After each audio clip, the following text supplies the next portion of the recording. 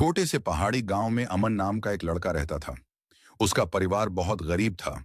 उसके पिता रोज पहाड़ काटने का काम करते थे और माँ दूसरों के घरों में काम करके घर चलाती थी। अमन पढ़ना चाहता था, लेकिन हालात हमेशा उसके खिलाफ खड़े रहते थे। गांव के पास एक पुरानी सुरंग थी।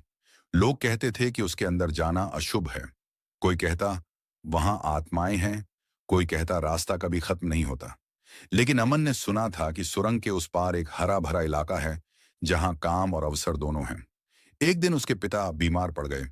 घर में खाने तक के पैसे नहीं बचे। अमन ने ठान लिया, डर चाहे जितना भी हो, मुझे इस सुरंग के अंदर जाना ही होगा। रात के अंधेरे में हाथ में एक छोटी सी लालटेन लेकर अमन सुरंग में दाखिल हुआ। चारों तरफ अंधेरा, ठंडी हवा और डरावनी आवाजें। हर कदम पर उसका दिल कांप रहा था। कई बार उसे लगा जैसे कोई पीछे से आवाज दे रहा हो, वापस लौट जा।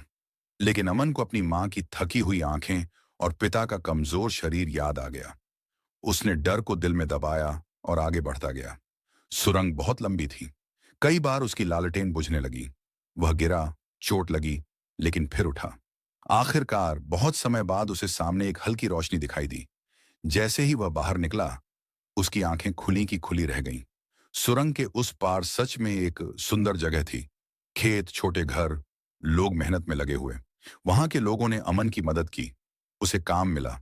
उसने मेहनत की, ईमानदारी से काम किया। समय के साथ अमन ने पैसे बचाए, अपने पिता का इलाज कराया और मां को आराम दिया। कुछ साल बाद वह पढ़ लिख कर उसी इलाके में एक सम्मानित व्यक्ति बन गया। एक दिन वह वापस अपने गांव लौटा। गांव वालों ने पूछा, तू डरा नहीं? सुरंग में कैसे गया? अमन मुस्कुराया और बोला, डर हर इंसान को लगता है, लेकिन जो डर के पार जाने की हिम्मत करता है, वही अपनी जिंदगी बदलता है। सीख, मॉरल। डर के पीछे ही अक्सर सफलता छुपी होती है।